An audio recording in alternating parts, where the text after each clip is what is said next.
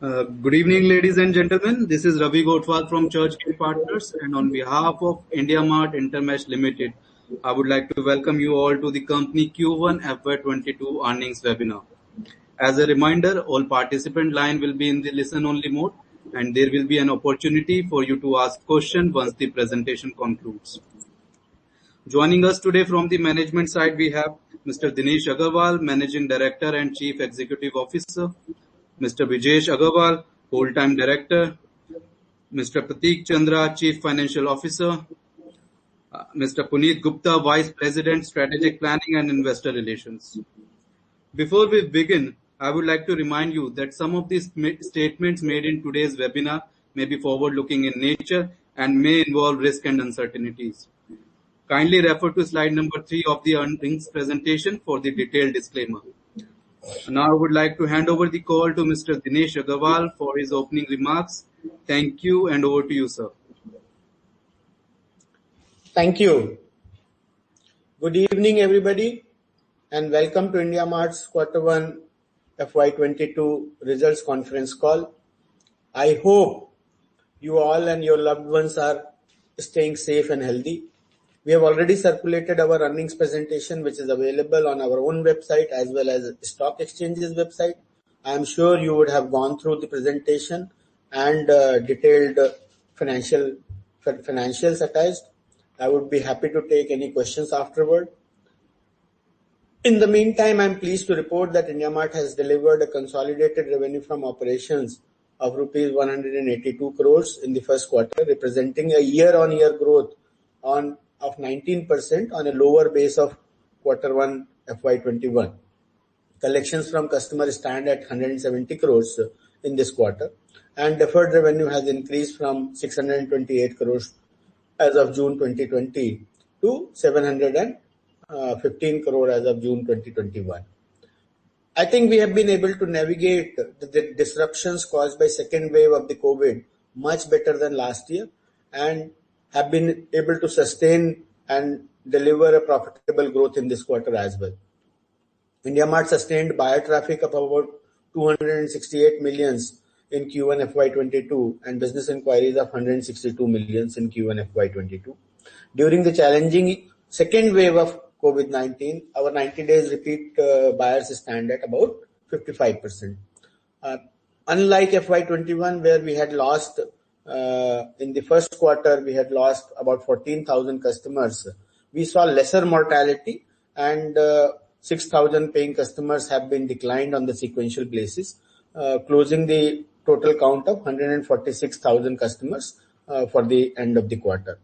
We remain committed to enhance our value proposition and deliver value to our customers through organic and inorganic initiatives. As communicated earlier, in line with our strategy, we have made certain progress in the areas of accounting, logistics software, distribution management, SaaS, and order management. Now I would like to hand over the call to Prateek to discuss financial performance in little bit more detail. Thank you, and over to you, Prateek. Thank you, Dinesh, and good evening, everyone.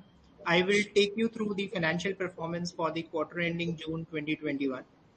Consolidated revenue from operations were at rupees 182 crores in the quarter, a growth of 19% year-on-year, supported by both increase in ARPU and paying subscribers year-over-year.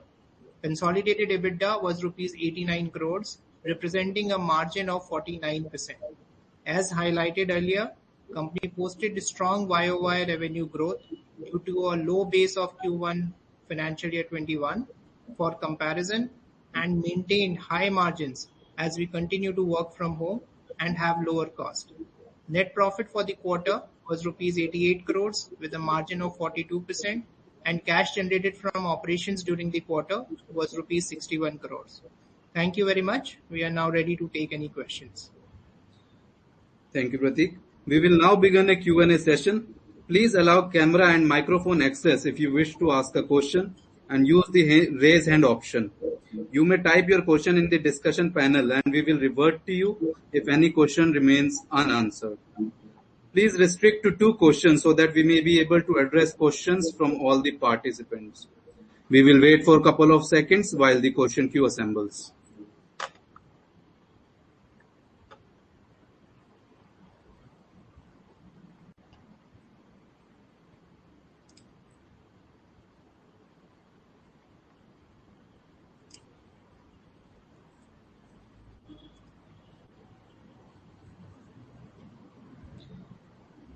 I repeat once again. Please raise your hand in order to ask questions and enable your camera and microphone access.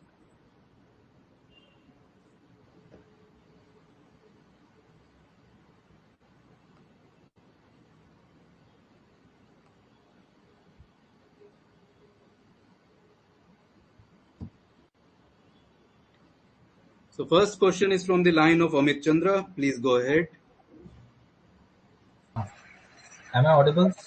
Hello. Yes, Amit, we can hear you. Please go ahead with your question. Yeah, hi sir, and thanks for the opportunity. Yes, sir. So as you mentioned that obviously the impact uh, has been lower as compared to the first wave.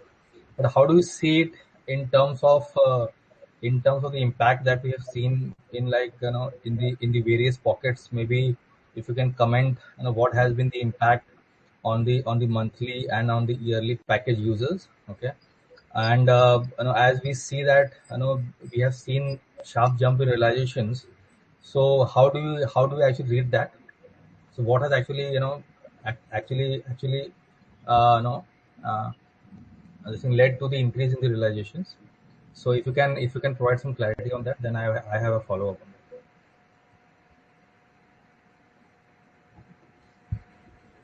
Yeah, thank you, Amit.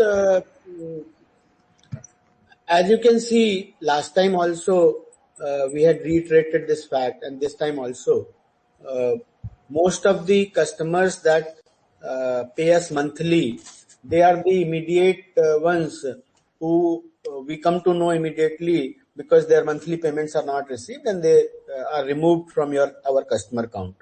So even the last time and even this time, I think almost 80-90% of the total customer that we decline is coming from the silver monthly bucket only. And most of the other customer buckets have either more or less filled up from the new upgrades or have signed up.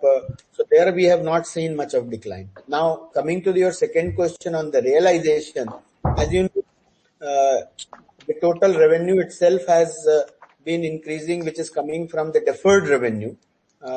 Deferred revenue last quarter had increased substantially, and so is the revenue for this quarter. And it is divided by the number of customers this quarter. And since most of the customers which are downloaded or which are removed are the lowest ARPU customers, and that is why you see a sudden jump in the average revenue realization per customer for the quarter. I believe that is just a quarterly aberration, and as soon as we will recover this customer base, that will normalize back again to a 45,000-46,000 rupees. Okay, sir. Thanks for the clarification. And also, sir, in terms of your investments that you have planned, for the rest of the year, and like what kind of recovery you're seeing. So based on that, look, can we expect like upfronting of some of the investments that we have been doing in terms of sales and marketing, in terms of also sales cost, because that has been coming down, like consistently.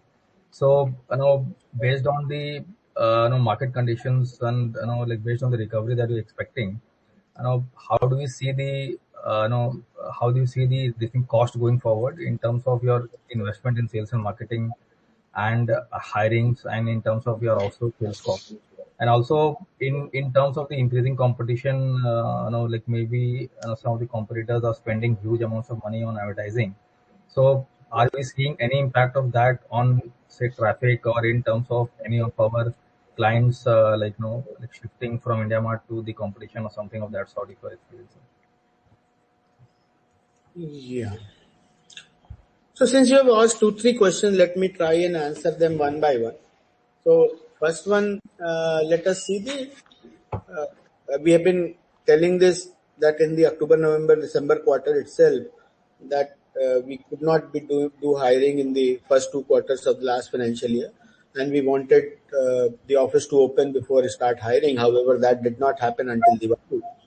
So post Diwali, we started to hire number of people, and that could be seen as in this last quarter we have been able to increase total employee on the rolls of IndiaMart from 2,700 to about 2,982. January, February, March was good months where we could do the campus interviews, do the other interviews, and hiring was good. However, as you know, April and May were pretty bad for everybody. Many of our employees and many of people were very suffering. So I think there could be a little bit of a dent on the speed of hiring that we could do. But other than that, we definitely are committed to get back to our employee numbers and especially on the sales and servicing numbers as soon as possible over the next 2-3 quarters. The second question that you asked was in terms of the cost guidance that we have been giving very similarly, that we used to have a pre-pandemic cost of about 120 crores, and we believe that it had come down all the way to 180 crores, which has now 280 crores, which has slowly increased from 80 to 85 to 90 to 95 crores, and we continue to guide that it will remain in the range of 100 to 105 crores. Now the competitor advertising, I think yes, you are referring to the recent advertising done by them on the IPL thing, but look at our buyer side traffic, and the buyer side traffic remains steady. So I don't think advertising has led to any distraction on that side, and we will continue to evaluate. We have a good profitability as well as cash balance, and we will not be shy of advertising if at all needed at any given point of time. Thank you. Yes, sir. Thanks for the thing. But answer on this the competition angle. Now with Reliance acquiring a majority stake, and now the company is also having a huge war chest. So are we in any case worried about that in any sense, that that huge war chest can impact our the future ambitions, or are we planning to tweak some of our strategies like based on that as of now? I think we will maintain the same stance as earlier.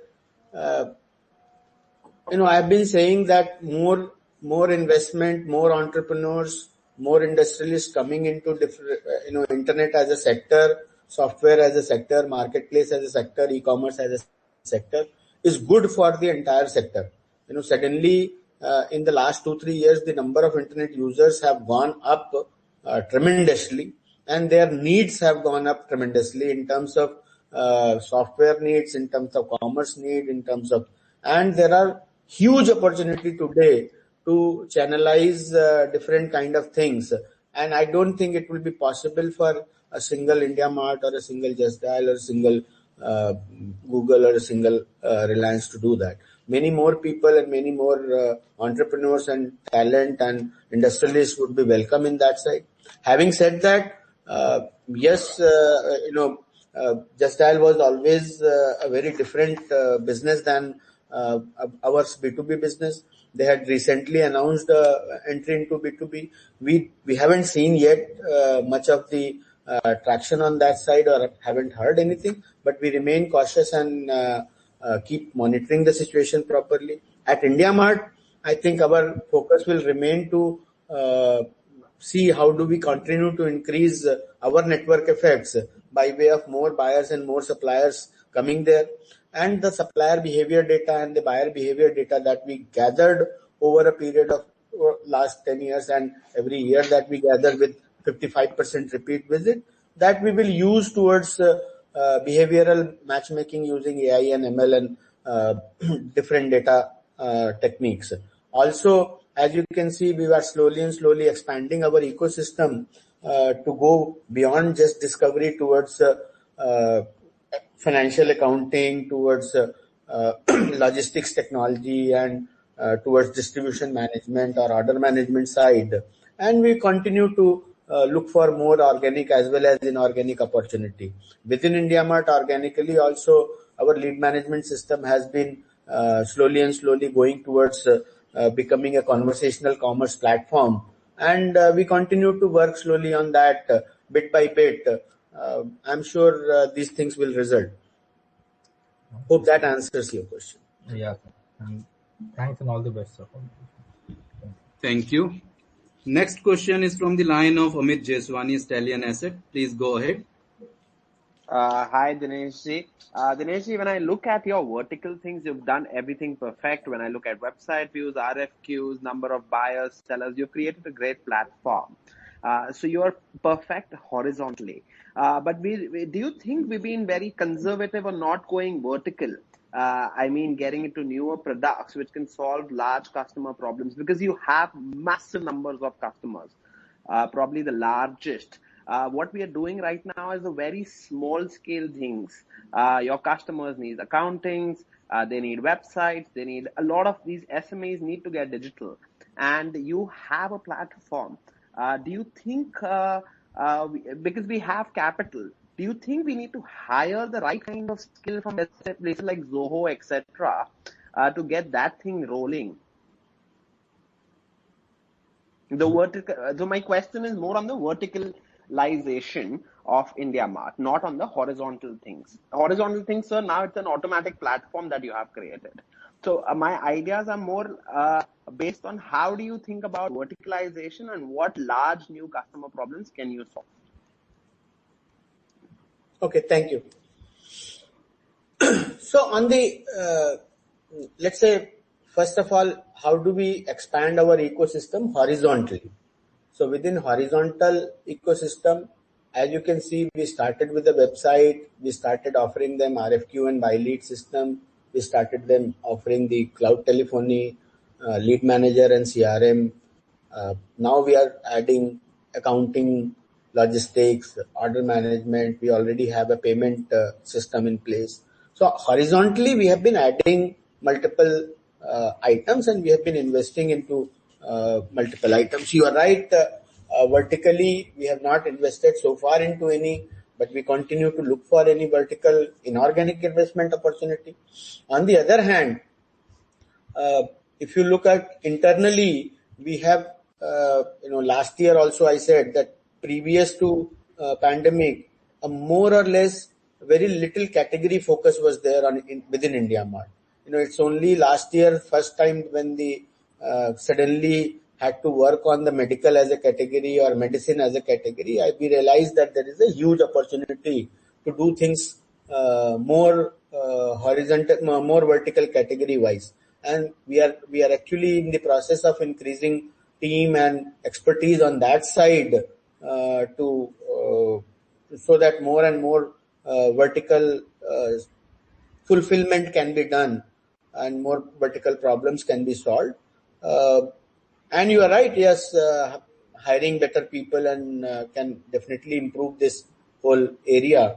And the better we are able to hire and better we are able to execute, that is how we will go. But to answer your question, we are looking at vertically inside the category management, and also we are expanding horizontally slowly. Right. Dinesh, last time when we had a conversation, you were speaking about 5 to 10x growth in next 5 to 10 years. Have you set like a roadmap for it? That, I'm at 1.5 lakh customers. I need to go to 7-8 lakh customers in the next 5-7 years. You already have a large number of customers already on your platform. Of course, they're not paying. But do you have you set like a roadmap, or does it include many vertical things in that kind of goal that you've set? Yeah, so I think as a broad strategic roadmap, we have shown you that we would have a core SME business and the medium and large enterprise business, and then fintech, SaaS, and vertical commerce. However, if you ask me, do I have a business plan broken quarterly on that? We don't yet. We have done about 5 investments in different sectors so far inorganically. At the same time, we have done organically into 3 sectors, whether it is payment or whether it is CRM lead management or whether it is order management. So I think give us some 2-3 more quarters when we will be able to give you a slightly more deeper insight on how does the growth will look like. I think we would have given you a better insight if the April May would not have happened, but everything was started to fall in place in JFM. But I think April May was a big surprise. Right. Dinesh, what is, according to you, except discovery, what is the biggest problem of your customers? Like, these are SMEs largely who are your customers. Would you say fintech? Would you say more on the logistics side? That is where our large focus, because there are large profit pools you can target.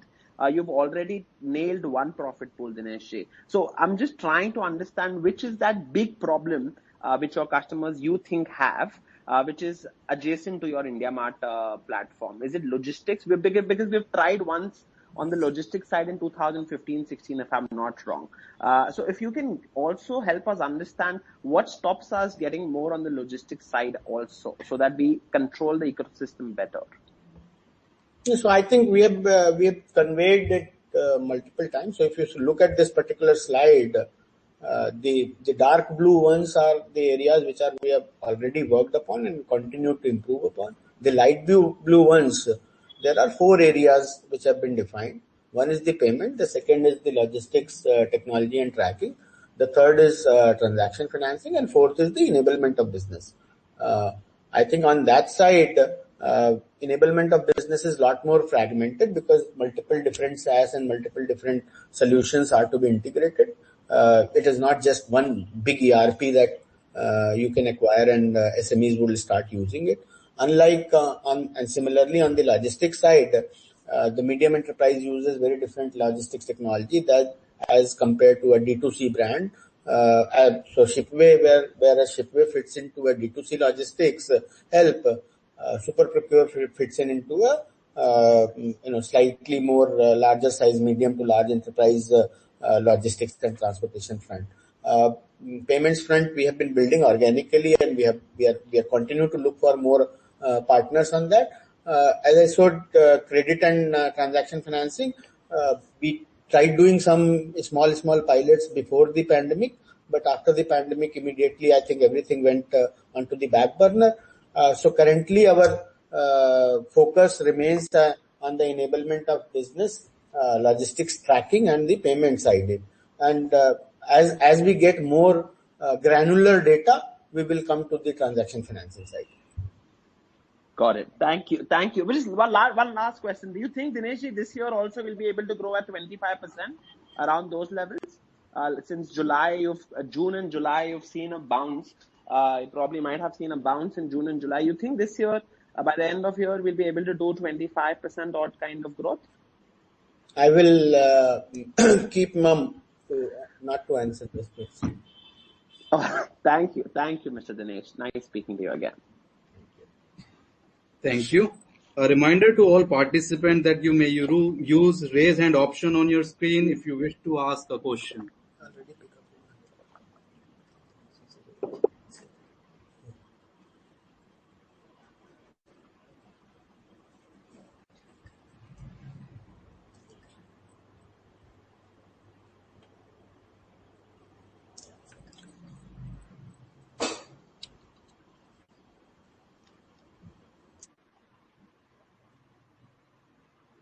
So next question is from the line of Mohit.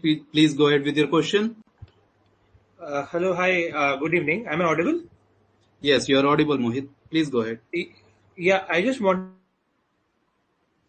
to know, with respect to the outsourced field sales representative, which usually is disclosed. So just wanted to know if you can get the numbers for those outsourced field sales representative and total sales and service representative. And that was number one. And number two is that, going forward, since this field sales representative count has declined significantly from the last year, right, from Q4 FY20. So do we see aggressive hiring happen on this front so as to, acquire more and more customers, thereby resulting in increased outsourced sales cost? Yeah, Mohit, this is slightly complex answer here. So let me try to explain you. So the way total sales and service organization in India Mart is by and large divided into two parts. One is the client acquisition side, the other is the client servicing, upsell and renewal side, whether they are on field or whether they are on telephone. Currently, almost 99% of our uh, mm, renewal servicing upsell team, which we call client servicing team, which actually brings about 80% of the revenue, is in-house on India Mart roles. We have not experimented any kind of an outsourcing on that. However, on the client acquisition side, if you see about 2-3 years ago, we used to have 100% on in-house set of people. Then we actually started to hire some of the people on the outsourced payroll like Teamlease or other companies. And then we also started to look at telecall centers who could work with us either on a per seat option or on a per sale base over just like a DSA. And now we had told you in the month of July, August, September, we started with the option of the franchise or a dealer distributor network spread in various cities where they operate a smaller branch kind of a setup, 5 to 10 people branch as a third party. So the outsourced sales cost is now become very difficult to quantify in the number of people, because there are so many different dealer distribution and channel sales. Some of them are employing 5 people and some of them are employing 8 people and some of them are employing 10 people. Though we do have the count of overall count, but we do not know for sure if those are the people who are 100% working on India Mart only, because some of them could be selling software, some of them could be selling computers as well as India Mart, some of them could be selling telecom as well as India Mart. So that is why we have only now declared the employees on our own roles, and the sales managers which are managing this outsource sale, because 80% of this new client acquisition team is now on the different outsource model. So you will have to look at the cost directly on that side rather than the headcount. If at some point of time in future I will be able to get a clear number which I can give you in terms of headcount, will give you. But as of now, it is difficult to give you a headcount number rather than the cost. Understood. Yeah, I have understood. Thank you for that. Thank you. Next question is from the line of Bharat Shah. Please go ahead with your question. Yeah, Dinesh,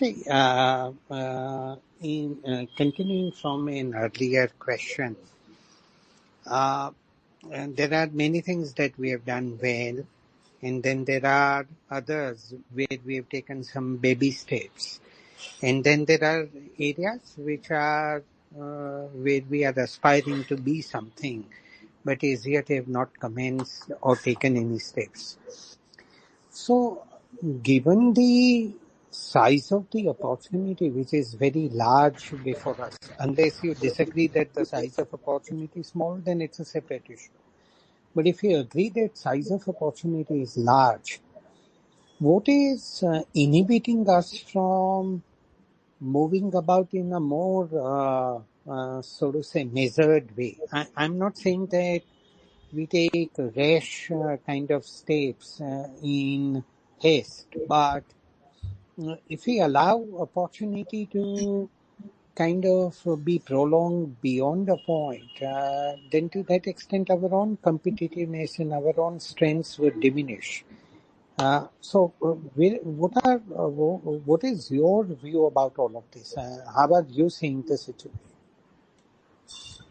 Yeah, Bharat, you are right to some extent, and just to reiterate, there are two ways that we would want to tackle this large opportunity issue.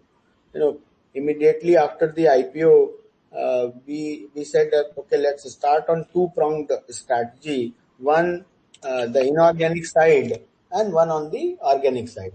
On the inorganic side, we did one or two investment, and then this whole last 15 months pandemic had happened. Though we continued to do the more inorganic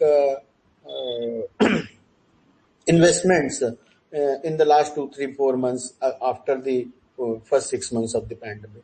On the organic side, we have been telling you that our conversational commerce part is shaping up well on the lead management and CRM side. However, you see very little happening on the payment and transaction financing side. I have told you that. Hello. Hello. Yes, Mr. Bharat, can you hear us?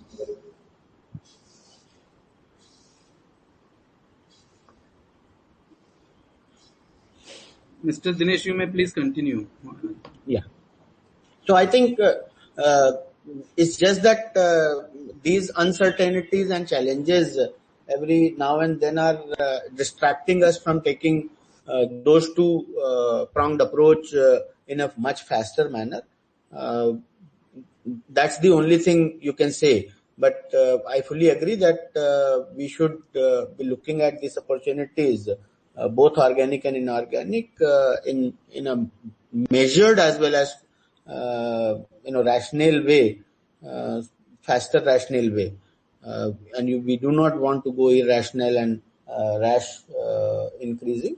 So I think hopefully will fall in place of or will fall to will meet your expectation in times to come. Right. Thank you. Next question is from the line of Kumar Pandit, Somrest Capital. Please go ahead with your question. Hi, thanks very much for the call and congratulations on the results. I just have a couple of questions. The first one is, could you just explain the dynamics behind So, Mr. Kumar, could you please speak a little bit louder? Yes, of course. Is that better? Yes, please continue. Great. I just wanted to understand the dynamics behind the ARPPU growth in spite of the decline in paying subs, and whether you think these dynamics are sustainable and whether these trends are sustainable over the near to long term. Thank you. Yeah, Mr. Kumar, I think I've already answered that question. Due to sudden decline of the number of customers, mostly from the lower ARPU segment, this suddenly looks like an aberration. I have already answered that once we start the customer base growth and recovery on that side, it will come down to the usual 45,000-46,000 rupees. Thank you. Apologies, I missed the early part of the call and that you mentioned that. So thanks for clarifying that. Do you have any other question, Mr. Kumar? No, that's fine for the time being. Thank you. Thank you. Next question is from the line of Sudhir, ICICI Security. Please go ahead. Sure. Thanks for taking my question. Now, firstly, in terms of the cost structure, right? You spoke about, let's say, reorganization or restructuring of the sales team into 2-3 different models, and accordingly, our cost structure may have changed a bit. And we have also been seeing some of the COVID-led cost tailwinds for the time being, in terms of, let's say, a higher mix of telecallers rather than put on seats, so on and so forth. So when we reach the steady state, let's say when COVID is behind and when we reach the steady state, how do we think about the steady state margins at an EBITDA level? I think I've already given that answer earlier also. we used to be at 30% odd margin, closer to 30% margin, and we had saved about 20 odd percent, or increased the margin by about 20 odd percent. Half of that is because of the different kind of automation that we have been able to do, and I think there is a permanent shift in the business that has happened. And half of that is slowly going to come back because we have not been able to hire, and we have not been going to the offices. And I think the employee cost is one of the biggest costs, and some of the other costs that will return. So I would say that if you take that into account, from closer to 30% margin, I think we'll be more closer to 40% margin in this steady state. Got it, Dinesh. And the second point on the buyer side, traffic or business inquiries delivered, so on and so forth. This quarter, I think there is a bit of buoyancy we have seen. Is a decent part of this led by searching for product categories like oxygen concentrators or oxygen cylinders, so on and so forth? Yes. So in the month of April, a lot of oxygen related and CPAP, BiPAP, and mask related items were there. Some of them has sustained, like mask has become a permanent feature now. In the May, a lot of them were for the purpose of medicines, remdesivir or tocilizumab and things like that, because after certain time the medicine shortage has started. But in the June, I guess the traffic had sustained.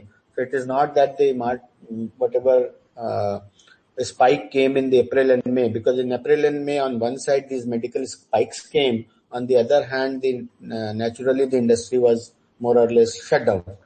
So that actually balanced it.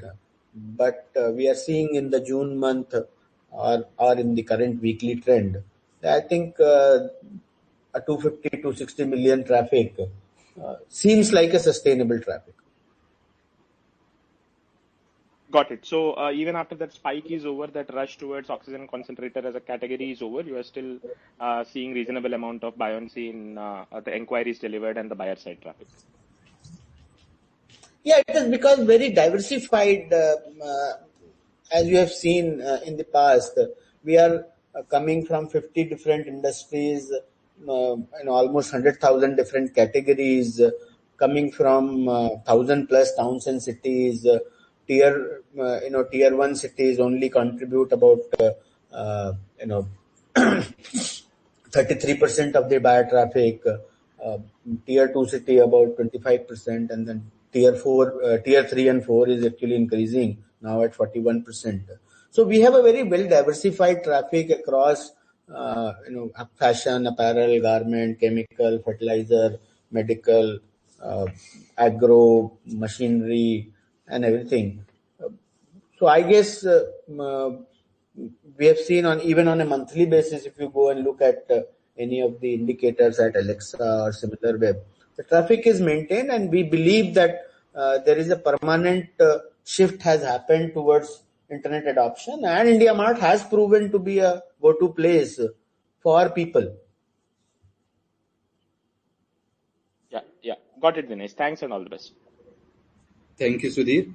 A reminder to all the participants that you may use raise hand option on your screen if you wish to ask a question. Next question is from the line of Bharat Shah. Please go ahead, Bharat.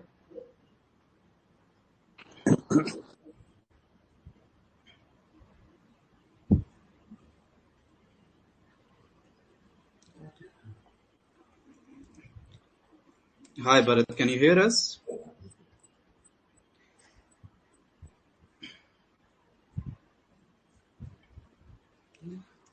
A reminder once again to all the participants, please use raise hand option on your screen if you wish to ask a question.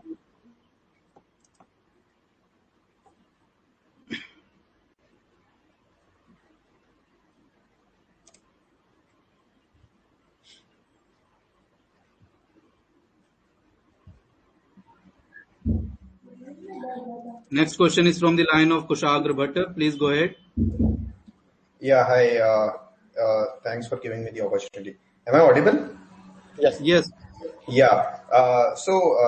One question on this data advantage which you were mentioning of buyers and sellers on the platform with all the AI ML you can do on that.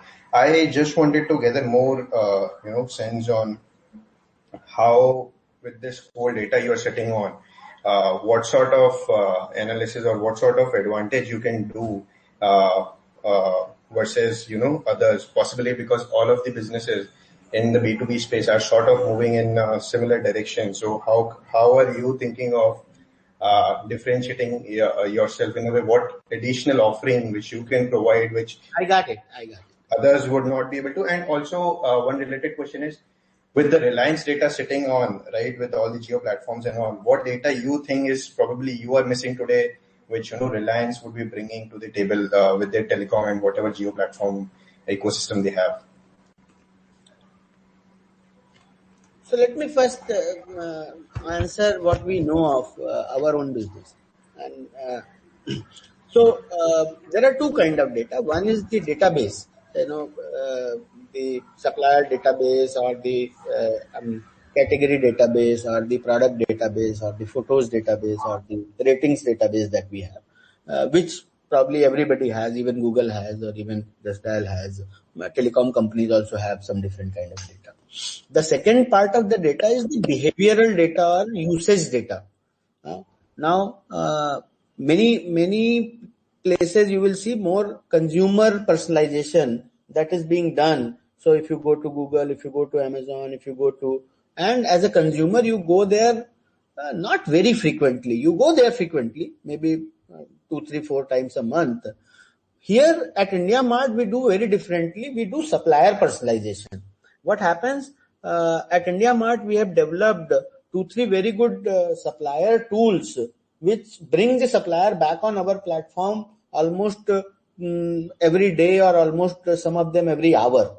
So for example, our RFQ system, our lead management system, and our call pickup system, this cloud telephony system. All of these, they actually bring back the supplier and especially our paying customers almost multiple times a day to our platform.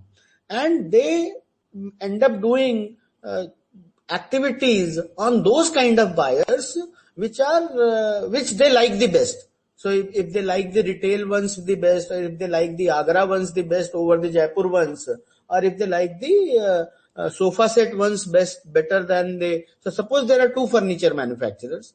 Both of them say that they can do all kind of furniture. Both of them actually sell a sofa also and a table also and a chair also. However, the supplier one likes sofas because he has some expertise in sofas and he keeps coming and checking out RFQs of sofas and checking out replying leads to the sofas very frequently. However, the other guy is doing say office chairs very frequently. So that we know that both of them are furniture manufacturer, but he is a sofa set specialist and he is the other one is a office chair specialist. This data is not available with most other platforms and they are not even gathering this. Similarly, we know location affinity. Similarly, we know price point affinity. And similarly, we know quantity affinity.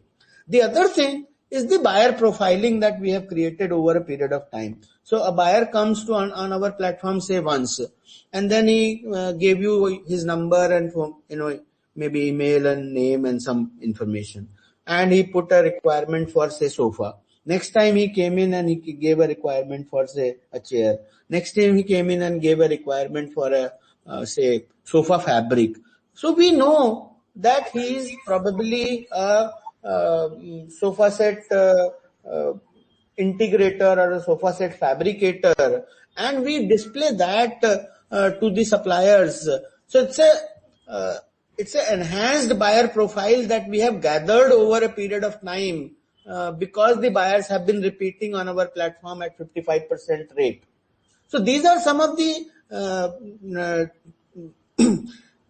special insights that we gather, and thereby we use them in the matchmaking. So we know by behavior that he likes retail leads. We know by behavior that he do not like retail leads. We know by behavior that he is an exporter.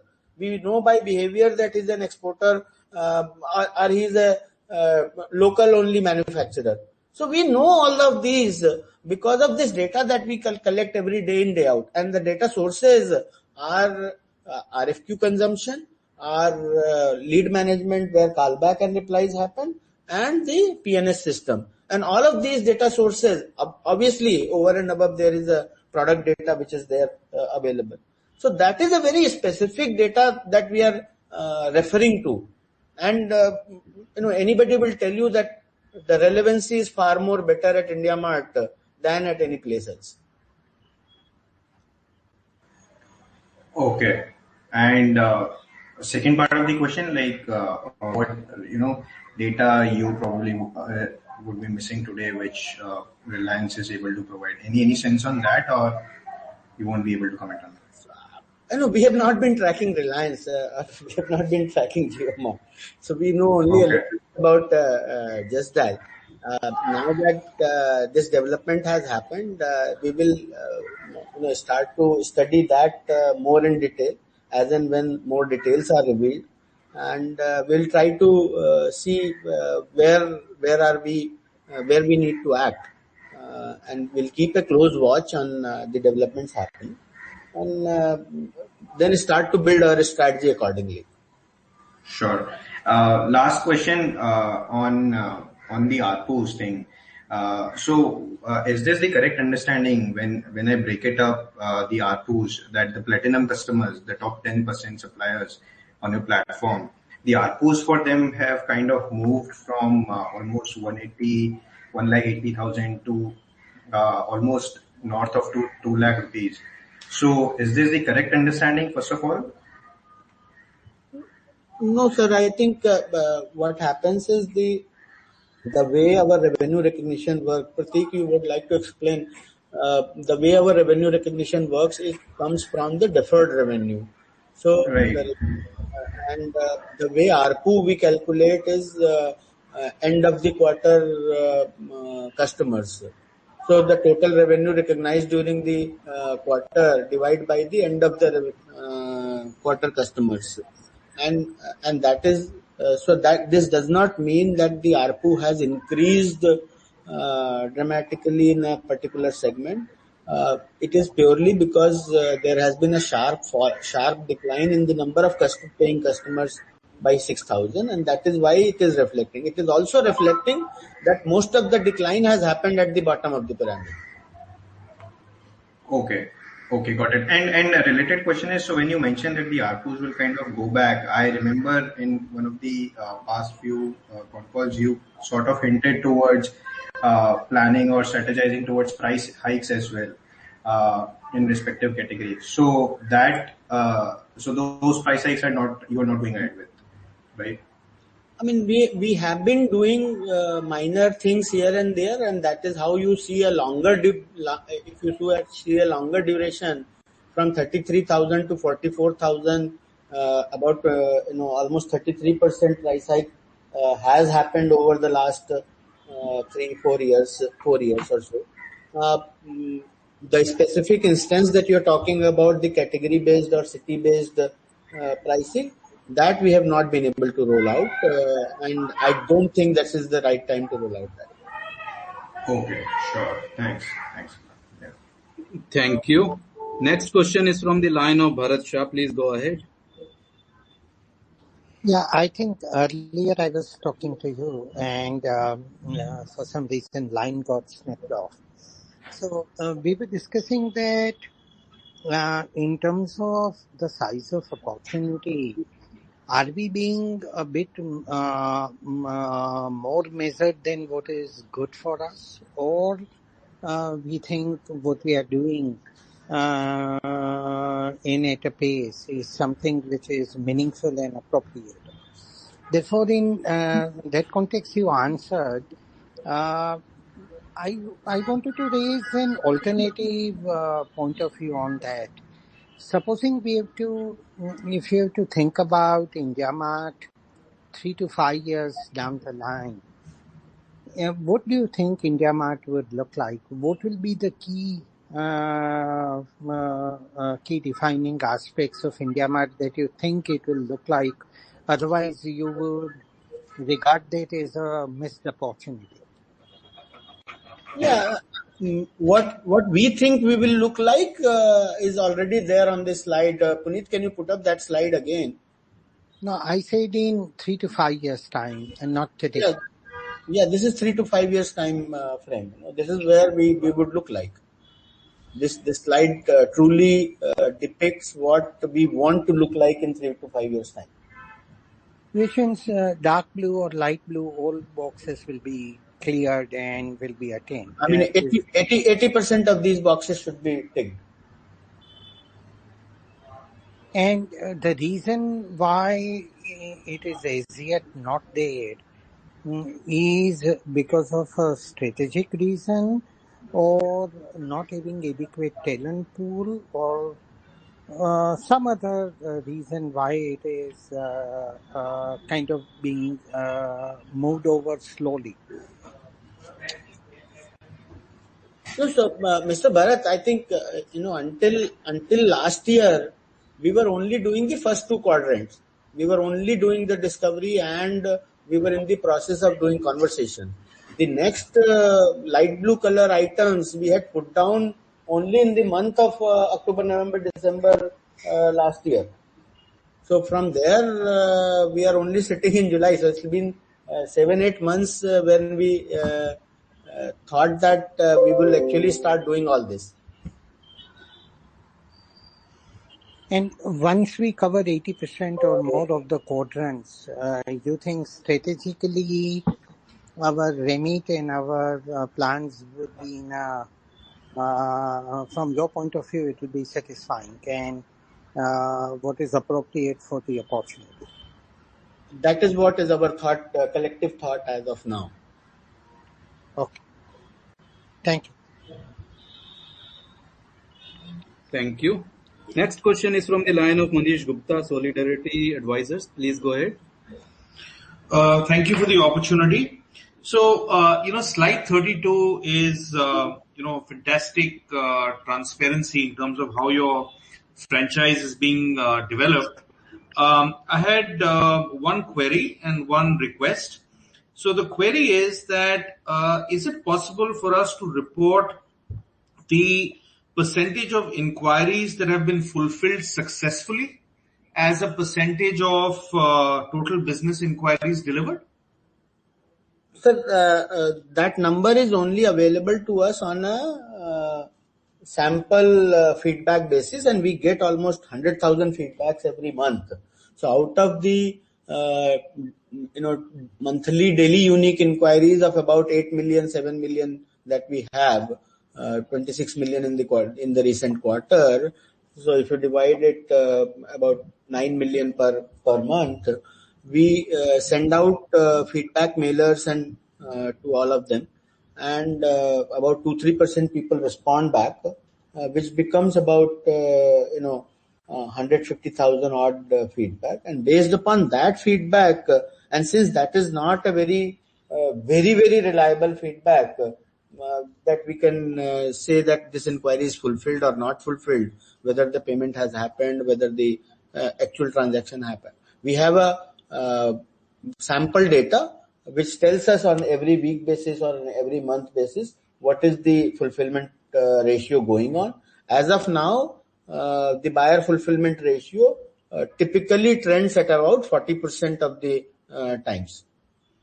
So 40% of the unique buyer inquiries are fulfilled.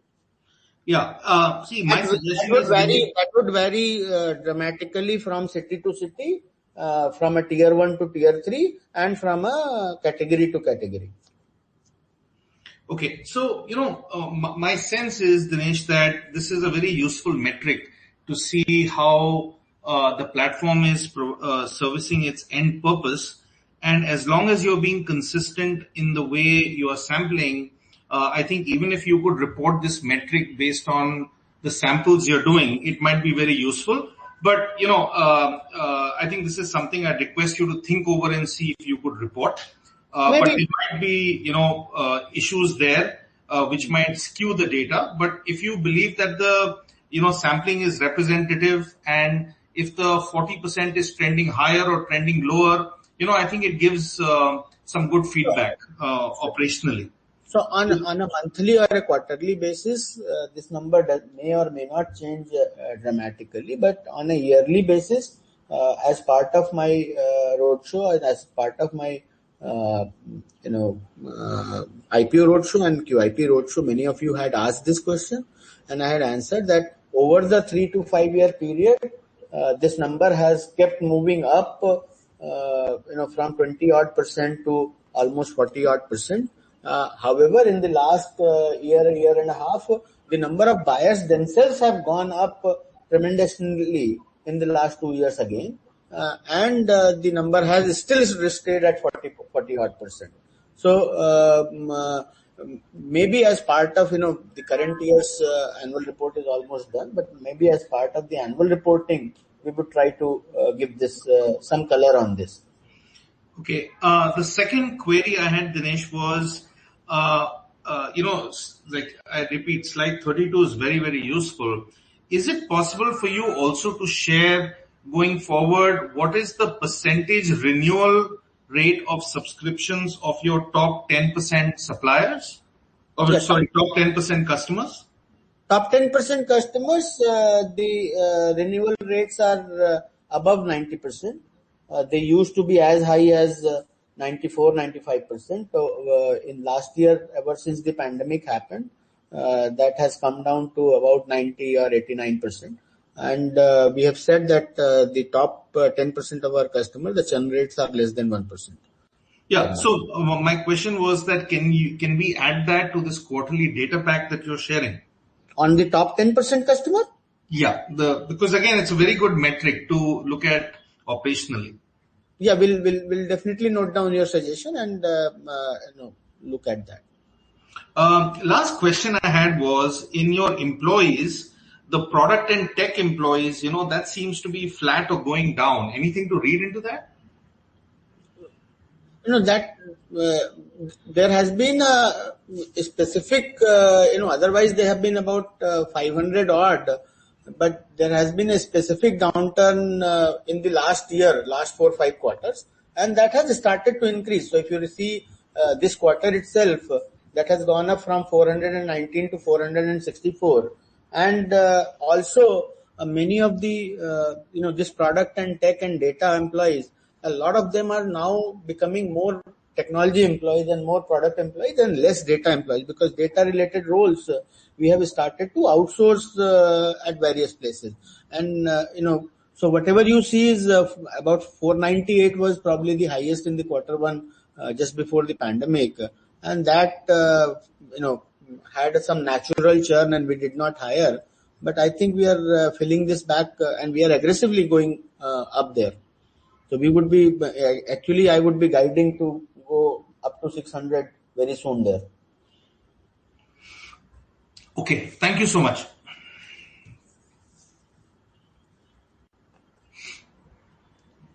Thank you. With this, we come to an end of the Q&A session. I now hand over the call to the management for their closing remarks.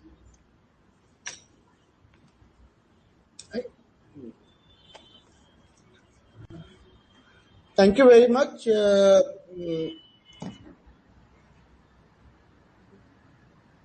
I really feel elated that you guys have a lot of interest in and a lot of confidence in the opportunity size, and that gives us a lot of inspiration and confidence that we have a lot more to execute and a lot more green grass ahead of us. Thank you very much for posing the confidence, and I would say stay safe and have a nice weekend. Thank you, everybody. Thank you, everyone. On behalf of IndiaMart, this concludes this webinar. Thank you.